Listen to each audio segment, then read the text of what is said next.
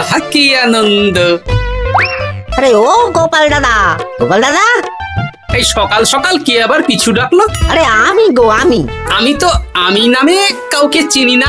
আরে তুমি একটু পেছন ফিরে তাকাও তো। আমি তো সামনে যাচ্ছি, পেছনে তাকাবো কেন? ঠিক আছে, তাহলে আমি তোমার সামনে আসছি। আরে দৌড়াচ্ছ কেন? আরে দাঁড়াও দাঁড়াও বলছি, দাঁড়াও, নইলে কিন্তু আমি মহারাজের কাছে যাব। হ্যাঁ, ও ভোলা তুমি! আরে আগে বলবে তো, আমি করছিলে কেন? একদম কথা ঘোরাবে না গোপাল দাদা। এবার বলো কি বলছি। দেখো, আমি তোমাকে আগের বছর 50 মোহর ধার দিয়েছিলাম। এ কি, তোমার তো মিষ্টির দোকান, ধার দিলে তো লোকে ছুরি কাঁচি ধার দেয়, আর তুমি মোহরে ধার দেওয়ার ব্যবসা শুরু করেছো কবে থেকে বলো দেখি? আবার কথা ঘোরানো শুরু করেছো। আমি এবার কিন্তু সত্যি মহারাজের কাছে যাব। আরে মজা করছি তো। আরে বারবার আমাদের মধ্যে মহারাজকে টেনে আনার কি দরকার বলো তো? সে না হয় টানলাম, তবে তুমি ওই আমার 50 মোহর সুদ সহ কবে ফেরত দেবে বলো তো? আর কিন্তু তোমার হাতে ওই 1 সপ্তাহ সময় আছে। হ্যাঁ, 1 সপ্তাহ মানে কতদিন ভাই? 7 দিন, 7 দিন। 7 দিন? আচ্ছা 7 দিন মানে কত ঘন্টা? 24 গুণ 7, মোট ওই 168 ঘন্টা। ও, অনেক সময় আছে। দেখো গোপাল দাদা, তোমার সাথে কিন্তু আমার ওই কাগজে কলমে লিখিত পড়িত আছে। হ্যাঁ, যদি ওই সময়ের মধ্যে তুমি আমার কাছ থেকে নেওয়া ওই অর্থ আমাকে ফেরত না দিতে পারো, তাহলে কিন্তু তোমার ওই বাড়ি ঘর সব আমার হয়ে যাবে। হ্যাঁ হ্যাঁ, মনে আছে মনে আছে। এখন রাজসভায় যাই, 168 ঘন্টা পেরিয়ে গেলে চলে এসো, কেমন? বেশ, কথাটা মনে থাকে যেন। হ্যাঁ, তখন আর কিন্তু কোনো চালাকি করতে যাবে না, আমি সোজা মহারাজকে বলে দেব। ঠিক আছে ঠিক আছে।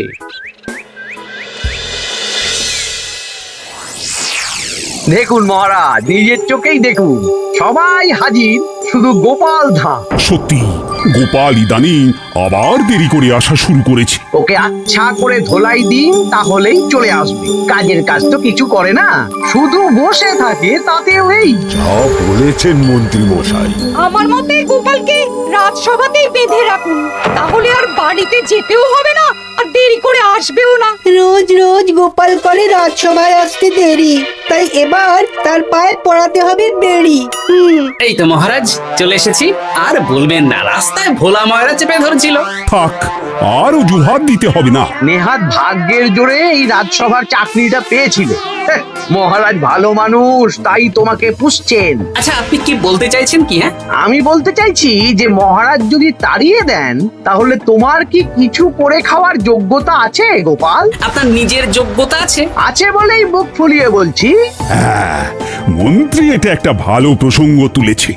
আমার রাজসভার সকল সভাসদদের বলছি, যদি কোনো কারণে তোমাদের চাকরি চলে যায়, তাহলে তোমরা কি করবে একবার ভেবে দেখেছো? না মহারাজ, ভাবনাটা আমি সঠিক সময় কাজে লাগাই। ওই অকারণে ভেবে মাথা খারাপ করতে চাই না। আহা, রাজসভার চাকরিটা তো তোমাদের পেশা। এই পেশার বাইরে তোমরা কে কি করতে পারবে? দেখুন মহারাজ, আমি তো ভেবেই দেখেছি যে যদি রাজসভার চাকরি না থাকতো, তাহলে আমি ব্যবসা করতাম।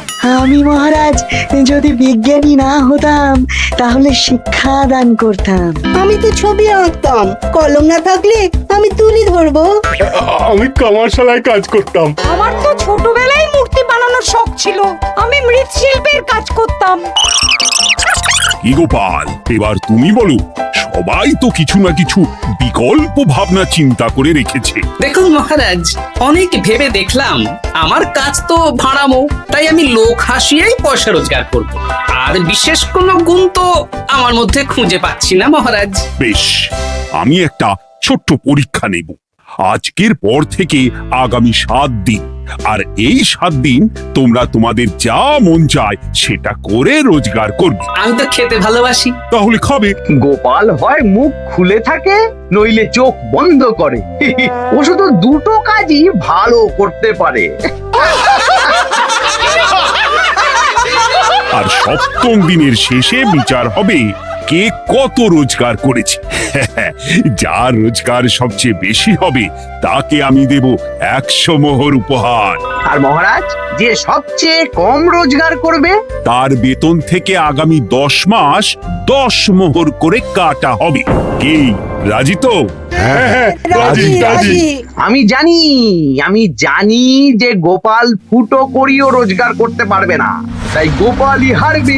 বেশ, আর যদি অন্য কেউ হারে? তাহলে আমি নিজের বেতন থেকে তাকে আগামী 10 মাস 10 মোহর করে দেব। ব্যাস, এবার তোমরা কাজে লেগে পড়ো।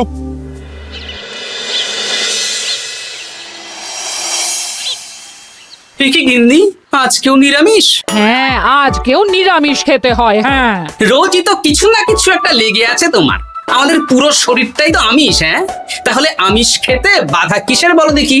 বেশি তর্ক করতে হবে না বাপু, তা তোমাকে ডিম বানিয়ে দেবো। হ্যাঁ, না, আমি মানুষই ঠিক আছি গিন্নি। আরে তোমাকে ডিম বানাবো বলেছি নাকি? আমি বললাম তোমার জন্য ডিম বানিয়ে দেবো। জন্যটা তো বলনি তখন। আরে তাড়াতাড়ি দাও, তাড়াতাড়ি দাও। এখন কদিন শুধু খাবো আর ঘুমাবো, 7 দিন ছুটি। ছুটি মানে? সেসব পরে বলবো গিন্নি। যাও গিয়ে ডিম সেদ্ধ বসাও।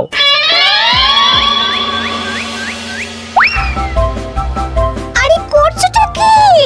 বাড়িতে যা মোহর আছে সব তুলে কোথায় নিয়ে যাচ্ছ? আড়ত বাজারে। কেন কেন? তুমি আড়তে গিয়ে কি করবে? আড়তটাই কিনে নেব। কেন? তাহলে খোলা বাজারের সব ব্যবসায়ী আমার কাছে আসতে বাধ্য হবে, আর আমি ভালো মুনাফা রেখে সব বিক্রি করব। এ কি?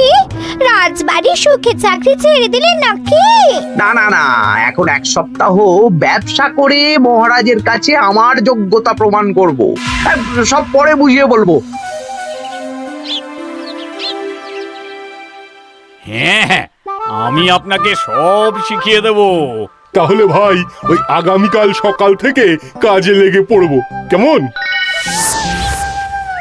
তাহলে বুঝতে পারলেন তো যে কি করতে হবে? হ্যাঁ হ্যাঁ জমিদার মশাই, কবিতা লেখা যেমন আমার পেশা, তেমনি চিত্রশিল্প আমার নেশা। তাহলে তো আর কোনো চিন্তাই নেই। আশা করি খুব সুন্দর ছবি আঁকবেন। আপনি 1 সপ্তাহ পর এই মন্দির চিনতেই পারবেন না। এই নিন আপনার জন্য 50 মোহর অগ্রিম। মন্দিরের চিত্রকলা শেষ হয়ে গেলে আরো 50 মোহর দেব, ঠিক আছে? বেশ।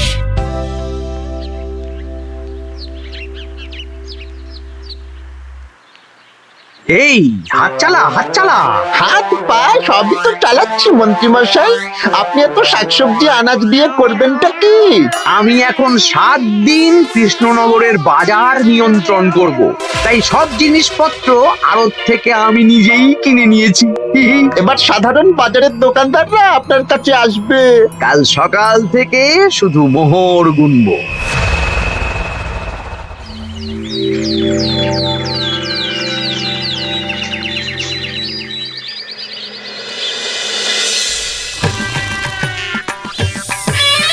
আরে এত বেলা হয়ে গেল, আর কত পড়ে পড়ে তুমি ঘুমোবে?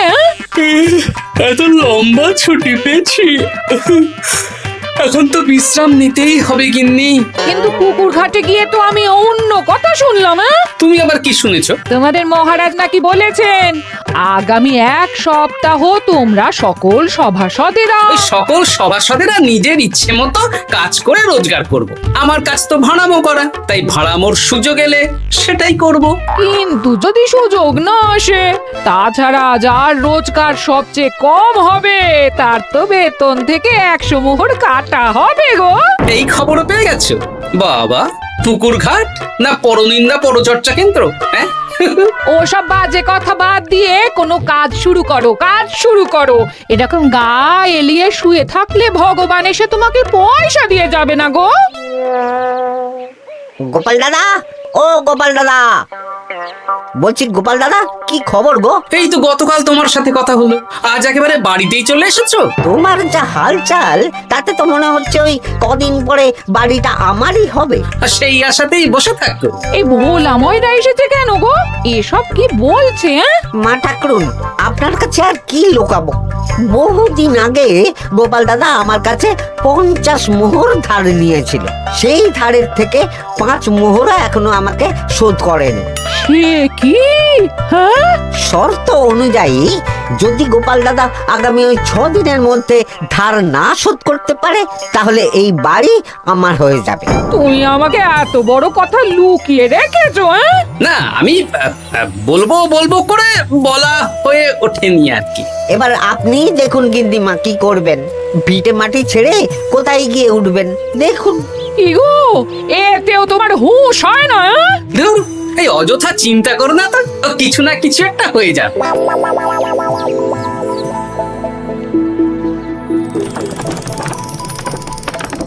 বাহ বাহ বাহ, পণ্ডিত মশাই, আপনি তো এর মধ্যেই কাজ শিখে গেছেন। আমি তো ছোট থেকেই মাটির পুতুল বানাতে ভালোবাসতাম। বিভিন্ন দেব দেবীর মূর্তি নিজেই বানাতাম, তারপর পুজো করতাম। আমার পরম সৌভাগ্য, আপনার মতন পণ্ডিত মানুষ আমার কুমোর শালায় কাজ করছেন। কোনো কাজই তো ছোট নয়। সত্যি সভাকবি মশাই, আপনার তুলিতে জাদু আছে। কি সুন্দর কারুকার্য। সবই আমার মা বাবার দান। আমার বাবা খুব বড় চিত্রশিল্পী ছিলেন, উনি হাতে ধরে আমাকে ছবি আঁকা শিখিয়েছেন। বাহ বাহ বাহ বাহ।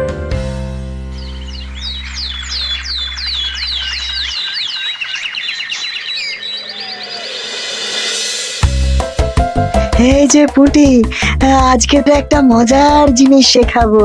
কি জিনিস? নয়ের নামটা তো তোরা পড়েছিস, হ্যাঁ, বল তো। 9 একে 9, 9 দুগুণে 18, 3 9 27, 4 9 36। ঠিক আছে ঠিক আছে, এবার থাম। পুরো মুখস্থ। সে তো বুঝতেই পারছি। এবার মজার জিনিসটা দেখ। 9 কে 9, 9 দুগুণে 18, 18 মানে কি? 1 10 8। হ্যাঁ, এবার 1-এর সাথে 8 যোগ কর, কত হয়? 9 3 9 কত? 27। 2-এর সাথে 7 যোগ করলে কত হয়? 9 36-এর 3-এর সঙ্গে 6 জুড়লে 9। আরে বাস, দারুণ তো। হ্যাঁ হ্যাঁ। সত্যি বিজ্ঞানী মশাই, আপনি কি সুন্দরভাবে পড়া বোঝান। এটা তো আমার নেশা।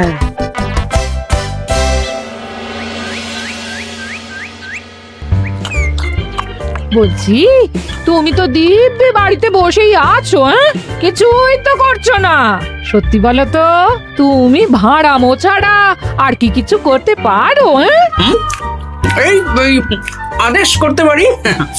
গেনি একটু তরকারি দাও তো, জলের ঘটিটা দাও না। যত সব। আচ্ছা, সত্যি তো ভাড় না হলে আমি কি হতাম? আমি কুমোর হতাম। মাটির কাজ শুনেছি খুব সোজা। যাই, কুমোর পাড়া যাই।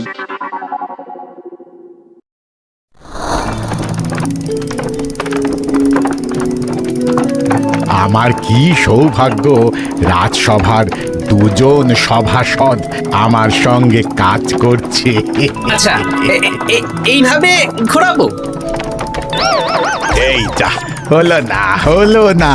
এটা কি মুড়ির মোয়া নাকি? দাও, আমাকে করতে দাও, তুমি অন্য কিছু করো।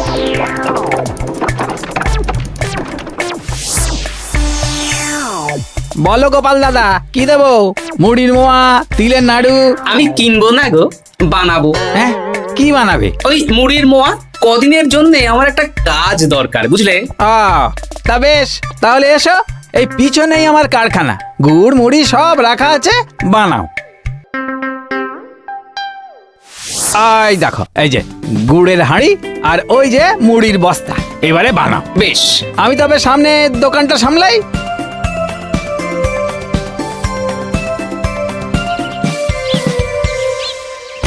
এ কিসের আওয়াজ হলো?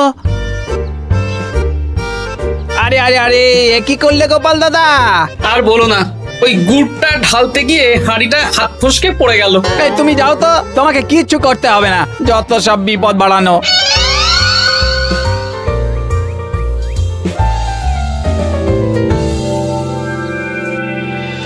তোমার দ্বারা কিছুই হবে না। হ্যাঁ, সত্যি তো, আমার দ্বারা যে কিছুই হবে না গিন্নি। তাহলে তুমি করবেটা কি? এমন করে বলো না গিন্নি, সবারই খারাপ সময় যায়। আর খারাপ ভালো, যে সামান্য মুড়ির মোয়া বানাতে পারে পারে না তার মুখে এসব মানায় না, মানায় না। এদিকে বাজারে সবজির দাম হু হু করে বেড়ে গেছে। তাই নাকি? বলি তুমি জানবে কি করে? কদিন তো শুয়ে বসে আছো, আমি তো বাজার দোকান করি। মন্ত্রী মশাই এখন আড়ত সামলাচ্ছেন আর সাধারণ বিক্রেতাদের চড়া দামে বিক্রি করছেন। হ্যাঁ, ও বেটা জীবনে শোধরাবে না। উনি তো তাও ছলে বলে রোজগার করছেন গো। আর তাছাড়া অনেকে পথে গান শুনিয়েও রোজগার করেন, সেটাও তো তুমি পারবে না। হ্যাঁ, এই তো পেয়েছি। 6 দিনের মাথায় তো রাজসভায় একটা বৈঠক হবে, সেদিনই আসল মজা জমবে। কিসের মজা গো? হ্যাঁ, সেটা সেদিনই বুঝতে পারবে।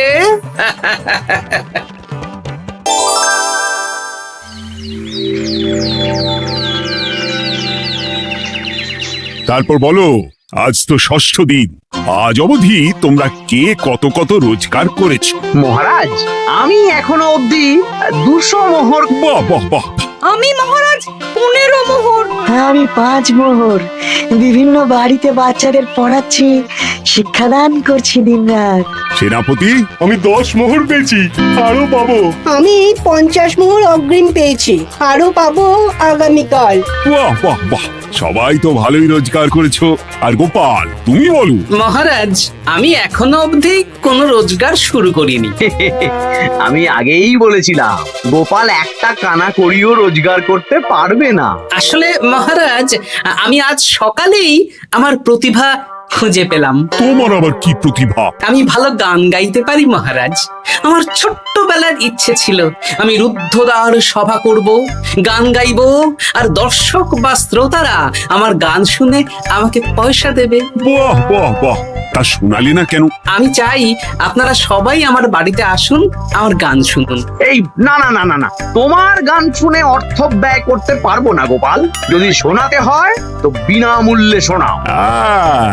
তুমি ভেবেছো কায়দা করে গান শুনিয়ে রোজগার করবে? সেসব চালাকি কিন্তু চলবে না। না মহারাজ, আমার গান শুনতে আসার জন্য একটা কানা করিও খরচ করতে হবে না। আমি বিনা পারিশ্রমিকে গান শোনাবো। বেশ, তাহলে কবে শোনাবে বলো? এখনই চলুন, শুভস্য শীঘ্রম। আবার যেতে হবে কেন? এখনই শোনাও। আমার আবার নিজের বাড়ি ছাড়া প্রতিভা বিকশিত হয় না। বেশ তো, এই কদিন টানা কাজ করেছি, তোমার গান শুনে মনটা যদি ফুরফুরে হয়ে যায় ভালো তো। চলো গোপাল। আসুন আসুন, সবাই ভিতরে আসুন, আসন পাতা আছে, সবাই বসুন।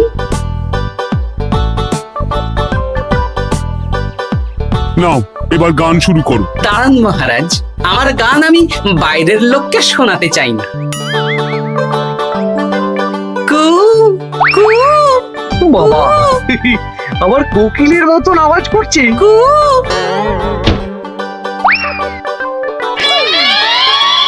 নাও নাও, শুরু করো।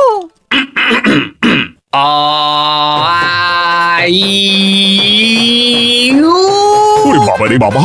আরে এত চিৎকার করছো কেন? থামো থামো থামো! এটা ভালো লাগছে না? অন্য গান শোনাচ্ছি তাহলে। আকাশে মেঘে বাতাসে বায়ু, জ্যোতিষী বলেছে আমার 100 বছর আয়ু। আরে থামো থামো, আরে কান ঝালাপালা হয়ে গেল। না, থামতে আমি পারবো না, গান শুনতেই হবে। ওরে ওরে বাবা রে বাবা, এই কানে তালা লেগে গেল, আমি পালাই। পালাতে পারবেন না, বাইরেও তালা দেওয়া আছে। বাইরে তালা খুলতে বলো। বাইরে বেরোতে হলে প্রত্যেককে 100 মোহর দিতে হবে। আমরা তো আগেই বলে দিয়েছি, তোমার গান শোনার জন্য কোনো পয়সা দিতে পারবো না। এটা তো গান শোনার জন্য নয়, বাইরে যাওয়ার জন্য। আমার গান শুনতে আসার জন্য কোনো অর্থ লাগে না। গান শুনে বাইরে বেরোতে গেলে অর্থ লাগবে, জনপ্রতি 100 মোহর মাত্র। কি জ্বালাতন! হয় দিন, নইলে আবার শুরু করছি। থামো থামো! আপনারা কি সবাই দেবেন, না এখানেই থাকবেন? এই আরে, আমার কাছে এখন 50 মতন মোহর আছে। আমার কাছে 5 মোহর আছে। সে আমি লোক পাঠাচ্ছি আপনাদের সবার বাড়িতে, পুরো অর্থ পাবো, তারপর সবাইকে ছাড়বো।